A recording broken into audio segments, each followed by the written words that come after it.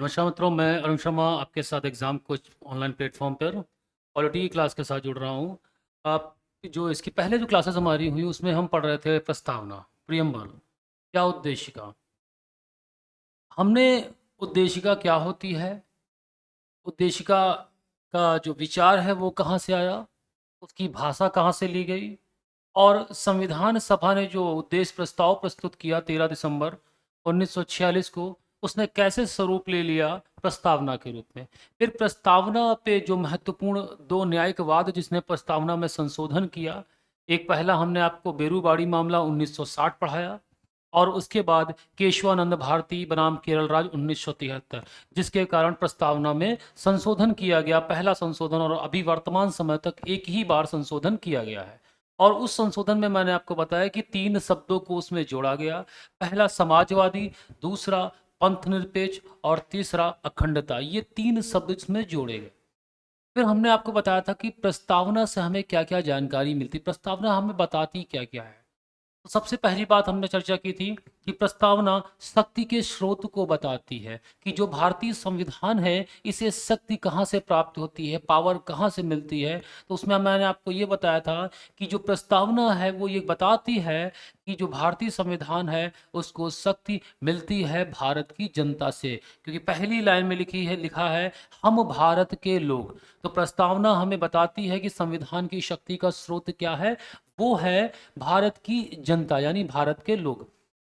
फिर हम चर्चा कर रहे थे कि प्रस्तावना भारत के यानी जो राज्य है जिसके लिए लिखी गई यानी भारत, उसके स्वरूप को या उसकी प्रकृति का वर्णन करती है। इसके बारे में बताती है कि भारत कैसा राष्ट्र है, कैसा राज्य है, जिसमें हमने संप्रभु, पंथ निरपेक्ष, गणतंत्र, समाजवादी और लोकतंत्र, ये चीज़ों के बारे में प्रस्तावना बताती कि भारत जो है वो संप्रभु, पंथ निरपेक्ष, समाजवादी, लोकतांत्रिक और गणतंत्र राज्य है। इन्हीं शब्दों पे हम चर्चा कर रहे थे, जिसमें से हम संप्रभु पर चर्चा कर चुके थे और बताया था कि संप्रभु का मतलब होता है या संप्रभुता का मतलब होता है कि राज्य के पास अपने आंतरिक और बाह्य मामलों में निर्णय लेने की क्षमता विद्यमान होती है और कोई बाहरी राज्य उस पर दबाव नहीं बना सकता कि वह किसी भी मामले में निर्णय ले। तो भारत के पास भी ये अधिकार है कि जो अपने बाह्य मामले और भीतरी मामलों में निर्णय स्वयं लेता है, वो किसी बाहरी पक्ष के दबाव में नहीं आता है। इसका तात्पर्य यह है कि भारत एक संप्रभु राज्य है। फिर हमने चर्चा की थी गणतंत्र पर कि गणतंत्र क्या होता है। गणतंत्र का मतलब ये बताया था कि जो हेड ऑफ स्टेट है, जो राज्य का हेड ऑफ स्टेट होगा, मुखिया होगा, वह निर्वाचित होगा, वंशानुगत नहीं होगा। इस पे हमने कल चर्चा की थी कि वह वंशानुगत होगा नहीं होगा, वह निर्वाचित होगा एक निश्चित समय के लिए। इसी का अर्थ है गणतंत्र। जैसे आप देखते हैं भारत का राष्ट्रपति जो हमारे देश के मुखिया हेड ऑफ स्टेट हैं, वो 5 वर्ष के लिए निर्वाचित होते हैं भारत की जनता द्वारा अप्रत्यक्ष रूप से। इतनी बात क्लियर हो चुकी। फिर हमने आपको बताया था लोकतंत्र, कि भारत एक लोकतंत्र राज्य है। तो लोकतंत्र का मतलब हमने आपको ये बताया था, लोकतंत्र का मतलब होता है जनता का शासन। जनता का शासन यानी शासन की जो शक्ति है वो किस में निहित है, जनता में निहित है। लेकिन जनता पूरे देश पे एक साथ शासन नहीं कर सकती, तो क्या करती है, ये अपनी शक्ति को ट्रांसफर करती है अपने प्रतिनिधियों को। यानी जो शक्ति का वास्तविक प्रयोग करते हैं लोकतंत्र में, वो जनता द्वारा निर्वाचित प्रतिनिधि करते हैं। इस प्रकार से लोकतंत्र 2 प्रकार का हो जाता है, प्रत्यक्ष लोकतंत्र और अप्रत्यक्ष लोकतंत्र। प्रत्यक्ष लोकतंत्र का मतलब ये है कि जो शक्तियाँ हैं, उनको स्वयं प्रयोग करती है जनता। जैसे जनमत संग्रह, रेफरेंडम, रिकॉल आदि ऑप्शन के माध्यम से, आदि शक्तियों के माध्यम से वह विधि निर्माण में अपनी भागीदारी को सुनिश्चित करती है। और अप्रत्यक्ष लोकतंत्र में जनता प्रतिनिधियों को तो चुनती है, लेकिन उसके पास रिकॉल, जनमत संग्रह इस तरह के कोई ऑप्शन नहीं होते हैं। अगर उसने एक बार प्रतिनिधि को चुन लिया तो वह प्रतिनिधि अपने उसी निश्चित समय, जिस अवधि के लिए वह चुना गया है, उसी अवधि तक वो शासन करता, उस अवधि तक वो उन शक्तियों का प्रयोग करता है और उसके बाद जनता पुनः किसी न किसी या उसी को निर्वाचित करती है। तो इसे अप्रत्यक्ष लोकतंत्र कहा जाता है, जैसे कि भारत। हमने इन चीज़ों पर चर्चा कर ली थी। अब हम चर्चा करते हैं, जो अगला है वो है पंथ निरपेक्ष। पंथ निरपेक्ष या धर्म निरपेक्ष। पंथ निरपेक्ष या धर्म निरपेक्ष। देखिए, मूल संविधान, जब हमारा संविधान बना तो उसमें पंथ निरपेक्ष या धर्म निरपेक्ष जैसा कोई भी शब्द नहीं था। लेकिन 42वें संविधान संशोधन के द्वारा इसे जोड़ा गया। क्या था? 42वें संविधान संशोधन के माध्यम से इसे बात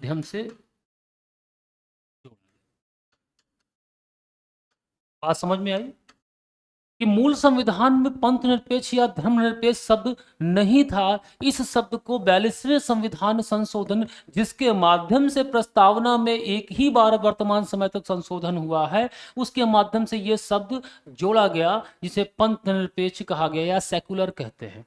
तो इसका तात्पर्य क्या था, क्यों जोड़ा गया? देखिए, मूल संविधान में धर्मनिरपेक्षता या पंथ निरपेक्षता पहले से विद्यमान थी। स्पष्ट रूप से कहीं नहीं लिखा गया, इस शब्द का वर्णन नहीं किया गया था, लेकिन विद्यमान थी। कहाँ विद्यमान थी? जब आप मूल अधिकार में जाएंगे, आर्टिकल 25 से लेकर 28 तक, जहां पर आपको धार्मिक स्वतंत्रता मिलेगी, वहां पर इस चीज का पहले से ही उल्लेख किया गया था। लेकिन स्पष्ट रूप से कहीं भी ये पंथ निरपेक्ष और धर्मनिरपेक्ष के बारे में नहीं लिखा गया था। तो बाद में 1976 में जब 42वां संविधान संशोधन हुआ तो इसे स्पष्ट रूप से उसमें जोड़ दिया गया। अब यहाँ पर इस शब्द का मतलब क्या है? देखिए, इस शब्द का मतलब क्या है? भारत जो राज्य है, इंडिया जो राज्य है, वो किसी भी धर्म का प्रतिनिधित्व नहीं करता है। धर्मनिरपेक्षता का मतलब ये है कि राज्य किसी भी धर्म का प्रतिनिधित्व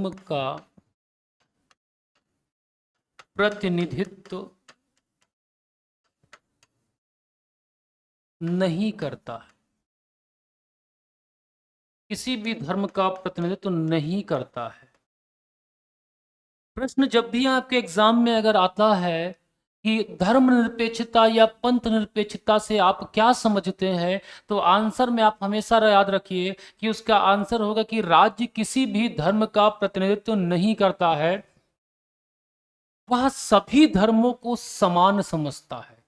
वो अपने सभी नागरिकों को इस बात की स्वतंत्रता देता है कि वह अपने धर्म को माने, अपने धर्म का प्रचार करें, अपने धर्म में विश्वास रखें, उसमें आस्था, उसके जो पूजा पद्धति है या जो उसे मानने के तरीके हैं, सबका पालन करे। राज्य इसमें हस्तक्षेप नहीं करेगा। मेरी बात समझ में आ रही? तो पंथ निरपेक्ष या धर्म निरपेक्ष का सिर्फ इतना तात्पर्य है कि राज्य का अपना कोई धर्म नहीं है, वह किसी धर्म का प्रतिनिधित्व नहीं करता, वह सभी धर्मों को समान रूप से देखता है और सभी नागरिकों को इस बात की स्वतंत्रता देता है कि वह अपने धर्म में अबाध विश्वास, उनका विचार, उनका प्रचार, उनका प्रसार करने के लिए स्वतंत्र है। इतनी बात समझ में आ रही है? तो ये शब्द मूल संविधान में नया ना होते हुए भी संविधान में पहले से इसकी व्यवस्था की गई थी मूल अधिकारों में कि भारत एक धर्मनिरपेक्ष राज्य की तरह एक व्यवहार करे। लेकिन बाद में 42वें संविधान संशोधन के बाद इसमें ये शब्द जोड़ा गया, पंथ निरपेक्ष या धर्मनिरपेक्ष, जिसे हम सेकुलर कहते हैं। तो भारत एक धर्मनिरपेक्ष और पंथ निरपेक्ष राज्य है। इतनी बात क्लियर हुई। तो हमने यहाँ पर संप्रभुता, हमने किस किस के बारे में पढ़ा? संप्रभु के बारे में पढ़ा, हमने गणतंत्र के बारे में पढ़ा, हमने लोकतंत्र के बारे में पढ़ा, हमने पंथ निरपेक्ष के बारे में। अब देखिए जो अगला शब्द है जो भारत की प्रकृति को बता रहा है, वो शब्द क्या है? वो है समाजवादी। समाजवादी, सोशलिस्ट। देखिए समाजवादी क्या है? समाजवाद भारत का जो संविधान था, मूल संविधान में ये शब्द नहीं था। मूल संविधान में ये शब्द नहीं था। इस शब्द को जोड़ा गया है। कब जोड़ा गया है? 42वें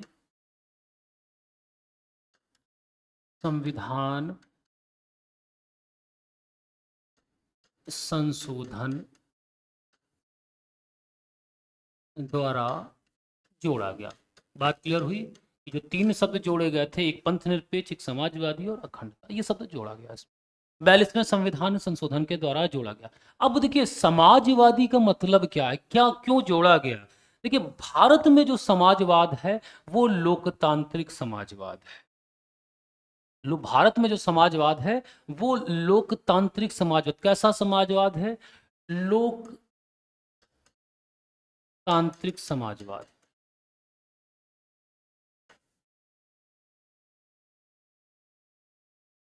लोकतांत्रिक समाजवाद है, न कि साम्यवादी समाजवाद। दूसरा होता है एक साम्यवादी।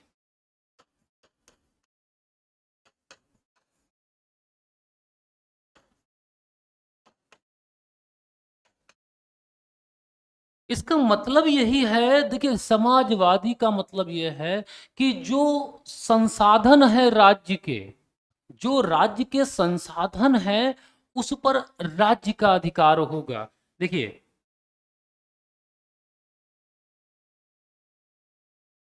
जो संसाधन है,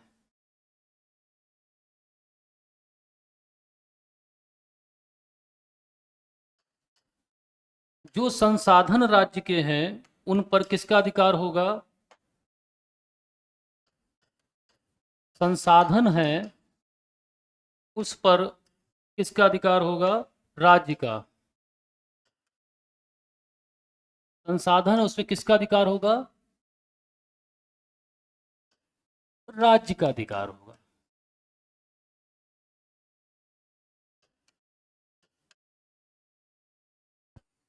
निजी अधिकार नहीं होगा। निजी अधिकार नहीं। इसे कहा जाता है साम्यवादी समाजवाद।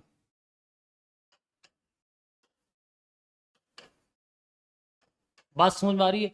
जैसे आप समझिए कोई संसाधन है, राज्य के जितने भी संसाधन मौजूद हैं उन सभी संसाधनों पर केवल राज्य का अधिकार है, ना कि किसी निजी का।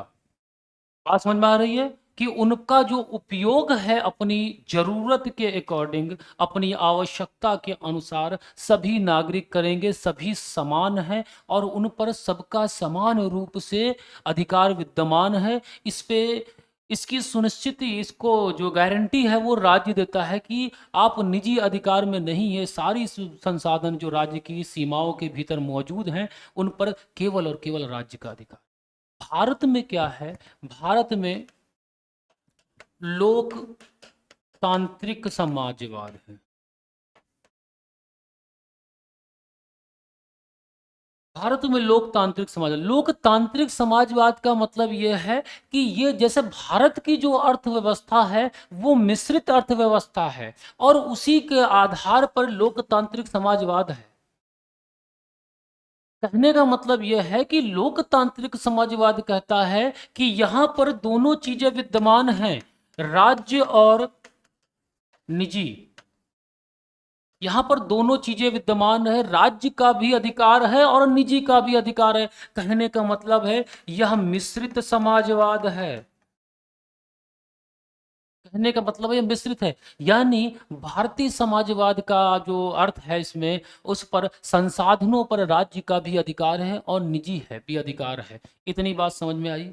चलिए, तो हमने प्रस्तावना के माध्यम से भारत के स्वरूप या भारत की प्रकृति के बारे में जाना कि भारत एक संप्रभु, भारत एक लोकतांत्रिक, भारत एक गणतांत्रिक, भारत एक समाजवादी और भारत एक पंथ निरपेक्ष राज्य की श्रेणी में आता है या राज्य होता है, ये प्रस्तावना हमें बताती है।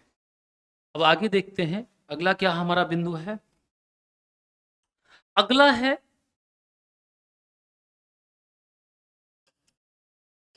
संविधान का उद्देश्य।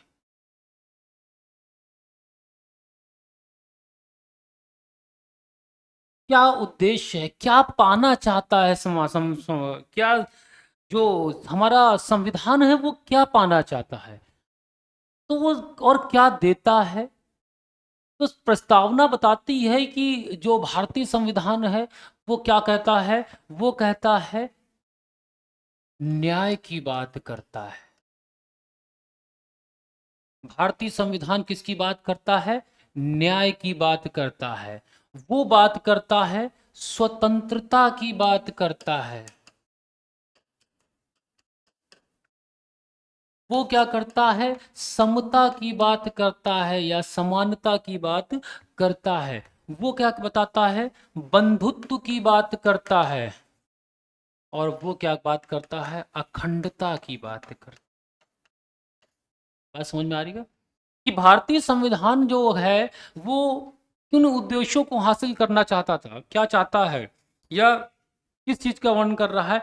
वो सभी नागरिकों के लिए न्याय की बात करता है, वो सबके लिए स्वतंत्रता की बात करता है, वो समता की बात करता है, वो सभी में बंधुत्व की बात करता है और वो चाहता है कि सभी मिलकर देश की अखंडता को बनाए रखें, किसी भी प्रकार का भेदभाव ना रहे, ये बात कर। तो इन्हीं बिंदुओं पे हम आगे चर्चा कर लेते हैं एक एक शब्द पे। न्याय,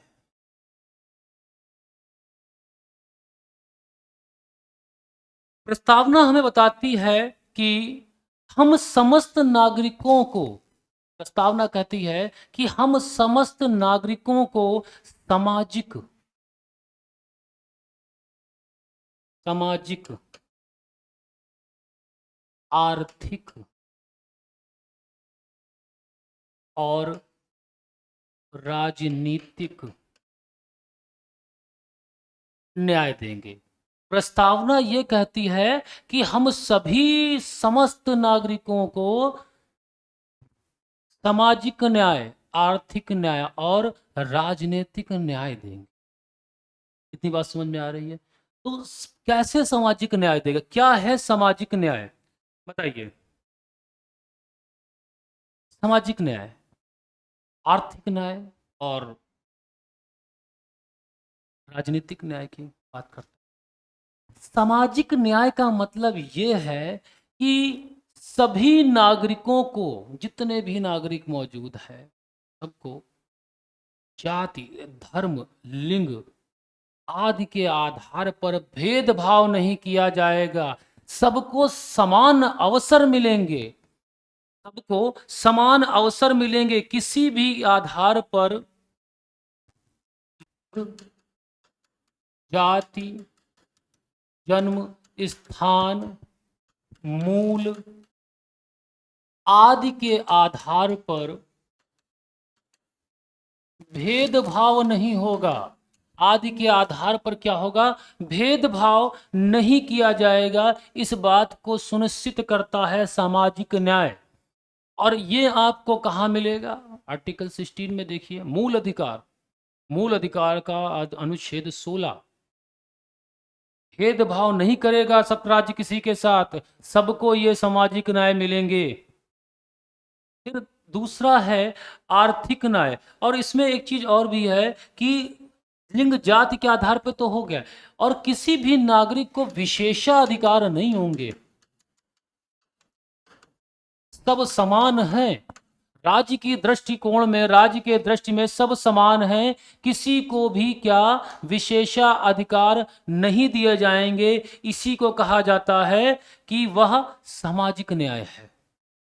आर्थिक न्याय क्या है? आर्थिक न्याय का मतलब यह है कि राज्य किसी के साथ आर्थिक रूप से, आर्थिक आधार पर भेदभाव नहीं करेगा, आर्थिक आधार पर वह भेदभाव नहीं करेगा, और लोगों के मध्य जो आर्थिक विसंगति के कारण जो दूरियां उत्पन्न होंगी उन्हें समाप्त करने का प्रयास करेगा।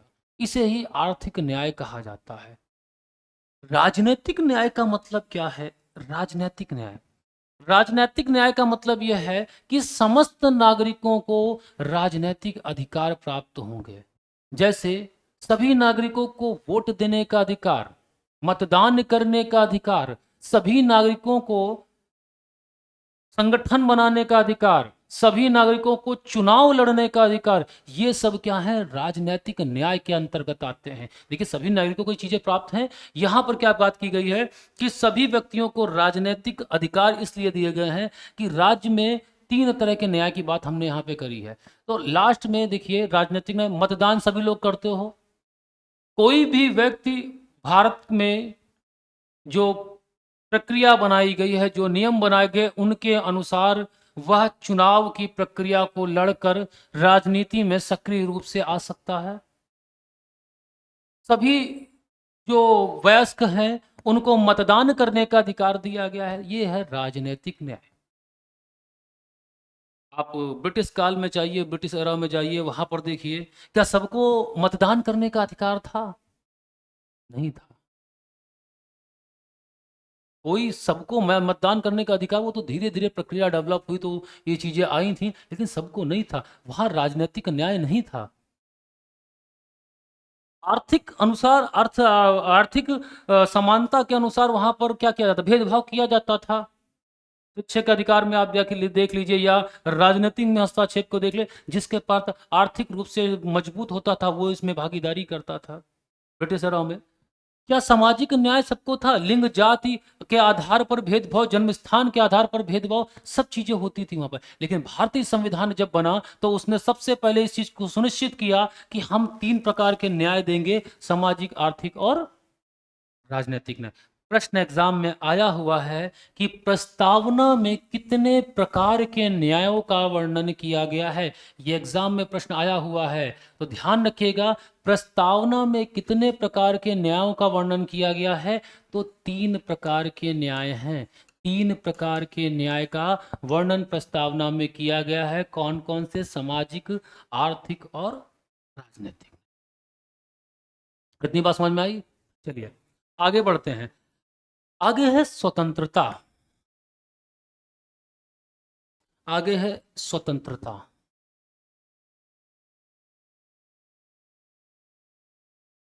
फ्रीडम। प्रस्तावना हमें यह बताती है कि भारतीय संविधान समस्त नागरिकों को स्वतंत्रता देता है। कितने प्रकार की स्वतंत्रता? 5 प्रकार की। 5 प्रकार की वह स्वतंत्रता देता है। वह कहता है, इसका अभिप्राय यही है कि धार्मिक स्वतंत्रता, अपने धर्म को मानना, उसका प्रचार प्रसार करना, उसमें श्रद्धा रखना, इस मामले में राज्य कभी हस्तक्षेप नहीं करेगा। आप स्वतंत्र हैं, आप अपने धर्म को मानने के लिए स्वतंत्र है। तो इसमें कौन कौन से जो न्याय है, देखिए स्वतंत्रता कैसा है। विचार, समस्त नागरिकों को अपने विचारों को प्रकट करने का, अपने विचारों को रखने का की स्वतंत्रता दी गई है भारतीय संविधान में, समस्त नागरिकों को। फिर है अभिव्यक्ति।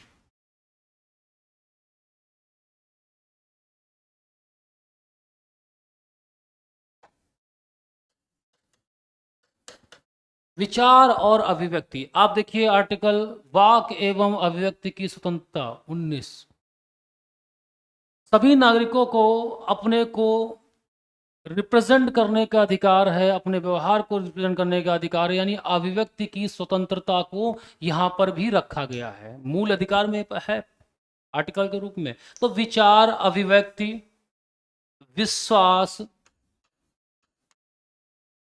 आप किसी भी धर्म में अपनी आस्था रखते हो, उस पर विश्वास रखते हो, ये सब चीजें भी यहाँ पर कि उस प्रकार की स्वतंत्रता आपको दी गई है।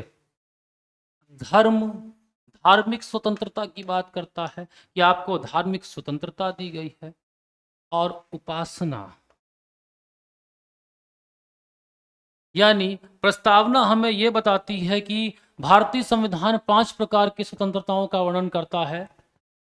विचार, अभिव्यक्ति, विश्वास, धर्म और उपासना, यानी भारत का जो नागरिक है उसका चौमुखी विकास होना चाहिए, और जब तक वो स्वतंत्र नहीं है तब तक उसका विकास होना संभव नहीं है। आपके विचारों पे अगर कोई पाबंदी लगा दे, आपकी अभिव्यक्ति की स्वतंत्रता पे पाबंदी लगा दे, आपकी धार्मिक भावनाओं पे पाबंदी लगा दे, आपके विश्वास और उपासना के करने के तरीकों पे पाबंदी लगा दे, तो वो समुदाय विकास नहीं कर सकता। तो भारतीय संविधान इस बात की गारंटी देता है कि आपको ये 5 प्रकार की स्वतंत्रताएं मिलेंगी ही मिलेंगी। स्वतंत्रता की बात हुई। अगला है समता। तो ये प्रश्न बेटा एग्जाम में आया है कि भारतीय संविधान में कितने प्रकार की स्वतंत्रता है। तो भारतीय संविधान में 5 प्रकार की स्वतंत्रता का वर्णन किया गया है। अगला है समता या समानता। अगला है समता या समानता, और 2 प्रकार की बात करता है, प्रतिष्ठा और अवसर। प्रतिष्ठा और अवसर की समानता। प्रतिष्ठा और अवसर की समानता का बात करता है। देखिए, इसमें यहां पर इस चीज का मतलब है, समानता का मतलब यह है कि सभी नागरिकों को लोक नियोजन के अवसरों में, न्यायिक व्यवस्था में जो कर होंगे या लोक सेवा के पदों में, सबको उसमें समानता मिलेगी। जो पद है, प्रतिष्ठा है, उसमें सबको समानता मिलेगी। जो राज्य अवसर प्रदान करेगा उन अवसरों में भी सबको समानता दी जाएगी, किसी के साथ किसी भी प्रकार का भेदभाव नहीं किया जाएगा। ये देखिए आप, मूल अधिकार में समानता का अधिकार, उसमें देखिए आपको समानता मिल जाएगी। प्रतिष्ठा और समानता, वहां पर आपको समानता का वर्णन किया गया। राज्य को ये राज्यों से बचने के लिए निर्देश दिए गए हैं, ये पावर दी गई है नागरिकों को, ये अधिकार दिए गए हैं कि वह समानता के अधिकार के अंतर्गत आते हैं। तो अनुच्छेद 14 से लेकर 18, मूल अधिकार का अनुच्छेद 14 से 18 जो है वो समता के बारे में वर्णन करता है। तो यहाँ पर हमने हमने स्वतंत्रता, समता और न्याय, इन 3 शब्दों के बारे में जाना। एग्जाम में ये तीनों शब्द आए हुए हैं। पूछा गया है कितने प्रकार का न्याय है, कितने प्रकार की स्वतंत्रता है और कितने प्रकार का की समता का वर्णन किया गया है। तो 3 प्रकार का न्याय है, 5 प्रकार की स्वतंत्रता है और 2 प्रकार की समता का वर्णन प्रस्तावना में किया गया। फिर बंधुत्व, बंधुत्व और अखंडता, ये आपको मूल कर्तव्य में मिल जाएंगे 51 ए में। संविधान ये चाहता है, संविधान ये कहता है कि सभी नागरिकों के अंदर एक भाईचारा होना चाहिए, किसी प्रकार का भेदभाव नहीं होना चाहिए, किसी प्रकार का रोष नहीं होना चाहिए, और सभी मिलकर देश की अखंडता को बरकरार रखें। इस बात को चाहता तो आपके मूल अधिकार में 51 ए में इस चीज का वर्णन किया गया है। उस पर संविधान जो उद्देश्य प्राप्त करना चाहता है, संविधान जिस उद्देश्य की बात करता है, वो उद्देश्य आपके सामने है। तो हमने यहाँ पे 3 चीजें देखी। एक तो हमने देखा कि पहली चीज कि शक्ति का स्रोत। दूसरा हमने देखा कि प्रस्तावना हमें क्या बता रही है कि राज्य की प्रकृति या राज्य का स्वरूप। और तीसरा हमने देखा कि संविधान का उद्देश्य क्या है। और चौथा, प्रस्तावना जो हमें बताती है अंतिम रूप से वो क्या बताती है?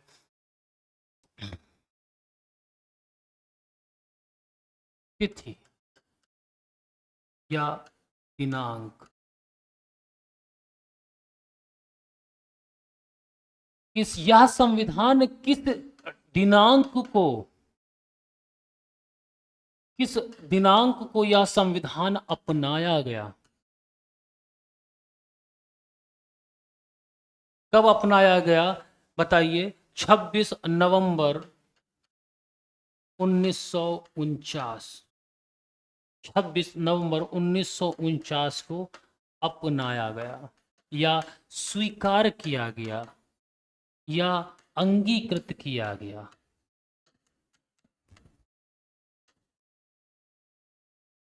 संविधान सभा द्वारा संविधान को 26 नवंबर 1949 को स्वीकार किया गया। जिस प्रारूप को बी एन राव ने तैयार किया और उस प्रारूप पर विचार करने के लिए जो प्रारूप समिति बनी जिसके अध्यक्ष डॉक्टर भीमराव अंबेडकर थे, उनके द्वारा जब संविधान को संविधान सभा के सामने रखा गया, उस पर 3 वाचन हुए, 11 सत्र हुए और उन 11 सत्रों के बाद जो डेट आई, वो जो दिनांक आई, वो 26 नवंबर 1949 की दिनांक थी, जिस दिन संविधान सभा द्वारा इस संविधान को स्वीकार कर लिया गया, अपना लिया गया और उस दिन हमारा संविधान बनकर तैयार हो गया। तो प्रस्तावना इस डेट के बारे में भी हमें बताती है। तो यहाँ से जो प्रश्न आते हैं उन प्रश्नों के बारे में हमने चर्चा शुरुआत से ही कर रहे हैं।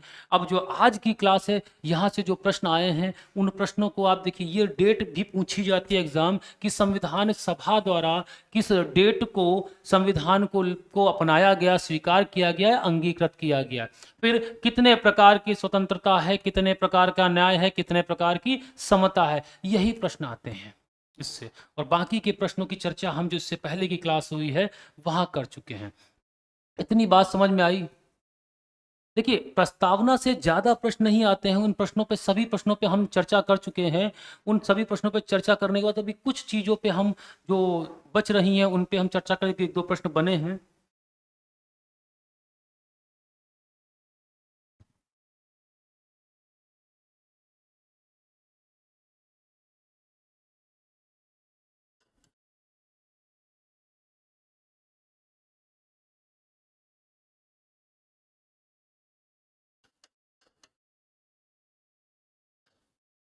देखिए, प्रस्तावना से संबंधित प्रमुख न्यायिक वाद। प्रस्तावना से संबंधित प्रमुख न्यायिक वाद। समय समय पर प्रस्तावना से के संबंध में न्यायालय में वाद उठे, विवाद उठे हैं। उन पर न्यायालय ने अपने जजमेंट दिए, अपना निर्णय दिया है। उसके आधार पर कुछ प्रमुख हैं जो एग्जाम में पूछ लिए जाते हैं, उन पे हम चर्चा कर लेते हैं। तो सबसे पहला जो था वो था बेरूबाड़ी। बेरूबाड़ी वाद 1960। इसमें कहा प्रस्तावना संविधान का भाग नहीं है और संशोधन नहीं हो सकता। बात समझ में आई? कि पहला जो न्यायिकवाद था 1960 में, उसमें कहा गया कि प्रस्तावना संविधान का भाग नहीं है और संसद इसमें संशोधन नहीं कर सकती। जो अगला वाद आया वो आया गोलकनाथ। गोलकनाथवाद 1967 में।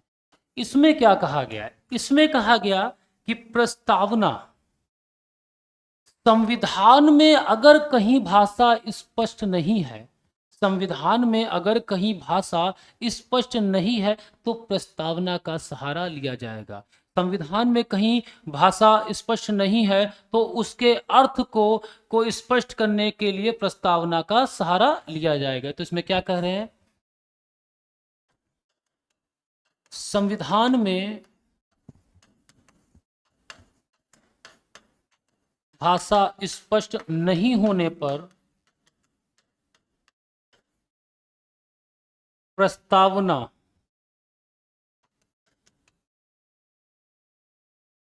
का सहारा लिया जाएगा। मतलब अगर कोई शब्द ऐसा है, जो कोई चीज ऐसी है जो संविधान में स्पष्ट नहीं हो रही है कि वो क्या कह रही है, तो उस शब्द का, उस स्टेटमेंट का अर्थ जानने के लिए हम प्रस्तावना का सहारा लेंगे। ये बात गोलकनाथ न्यायिकवाद में कही गई। अगला जो महत्वपूर्ण है वो है केशवानंद भारतीय। केशवानंद भारतीय मामला 1973। इस मामले में कहा गया, केशवानंद भारती मामले में क्या कहा गया कि प्रस्तावना संविधान का भाग है। प्रस्तावना संविधान का भाग है और संसद संशोधन कर सकती है, परंतु मूल ढांचा बेसिक स्ट्रक्चर, मूल ढांचा परिवर्तित नहीं होना चाहिए। तो यहां से कई बार यह प्रश्न आया है कि संविधान में किस न्यायिकवाद में मूल ढांचे का सिद्धांत दिया गया, तो इसका आंसर क्या है? मूल ढांचे का सिद्धांत किसमें दिया गया? मूल ढांचे का सिद्धांत दिया गया आपका केशवानंद भारतीय मामले में। केशवानंद भारतीय मामला बहुत इंपॉर्टेंट है, बार बार एग्जाम में पूछा जाता है। इसी के बाद संशोधन हो गया था प्रस्तावना में, आपको पता है। तो इसमें कहा गया प्रस्तावना संविधान का भाग है और संसद इसमें संशोधन कर सकती है, परंतु संविधान का मूल ढांचा परिवर्तित नहीं होना चाहिए। अगला जो केस आया, बम्बई वाद आया। अगला जो प्रमुख केस है वो है बम्बई।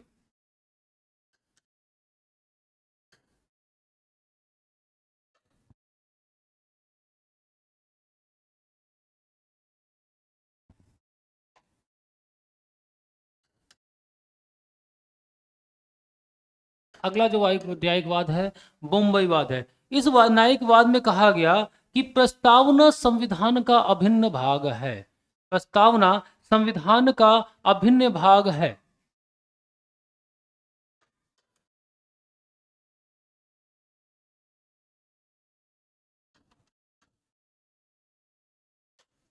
प्रस्तावना संविधान का अभिन्न भाग है और इसमें मूल ढांचा को के बारे में बताया गया। मूल ढांचा के बारे में बताया गया कि इसमें क्या क्या चीजें आती, बताया गया। जैसे न्यायिक पूर्वालोकन, स्वतंत्र न्यायपालिका, संघीय व्यवस्था, संसदीय व्यवस्था, इन सब चीजों को बताया गया कि मूल ढांचे के अंतर्गत क्या क्या आता है। तो ये प्रमुख हमारा न्यायिकवाद था। ये एग्जाम में कई बार पूछा गया है। एग्जाम में ये कई बार पूछा गया। देखिए, अगर कभी एग्जाम में आपके आता है कि मूल ढांचे का सिद्धांत किस न्यायिकवाद में दिया गया और केशवानंद नहीं है, तो ये वाला ऑप्शन आता है, ये वाला ऑप्शन आपका सही होता है। तो आप इस बात का ध्यान रखिएगा। तो प्रस्तावना में हमने यहाँ तक जो चीज़ें पढ़ी, आज हमारी प्रस्तावना समाप्त हो गई है। प्रस्तावना को हमने पूरा पढ़ लिया है, कैसे प्रश्न आते हैं उन प्रश्नों पे भी हमने चर्चा कर ली है। तो इस चीज़ का आप ध्यान रखें। देखिए, प्रस्तावना में सबसे ज़्यादा जो प्रश्न टेट, सुपर टेट या वनडे पे बन रहे हैं वो बनेंगे, किस संविधान संशोधन के द्वारा प्रस्तावना में संशोधन? तो 42वां संविधान संशोधन। कौन से 3 शब्द जोड़ेंगे? तो उन 3 शब्दों के बारे में, पंथनिरपेक्ष, समाजवादी और अखंडता, कब जोड़ेंगे? 1976। अगला क्या है? अगला है कि प्रस्तावना कहां से ली गई? तो अमेरिकी संविधान से। प्रस्तावना की भाषा कहां से ली गई? तो ऑस्ट्रेलिया के संविधान में। कौन सा प्रस्ताव था? उद्देश्य प्रस्ताव। कब लाया गया? 13 दिसंबर 1946 को। ऐसे प्रश्न एग्जाम में बनते हैं आपके। इन प्रश्नों पे हमने दोनों अपने लेक्चर में, दोनों जो हमारी क्लासें हुई हैं उनमें चर्चा कर ली। आज हमारी प्रस्तावना का टॉपिक समाप्त हो रहा है। अगली जो हमारी क्लास होगी उसमें हम भारतीय संविधान का भाग 1 प्रारंभ करेंगे, संघ और उसका राज्य क्षेत्र। मिलते हैं अगली क्लास में। धन्यवाद।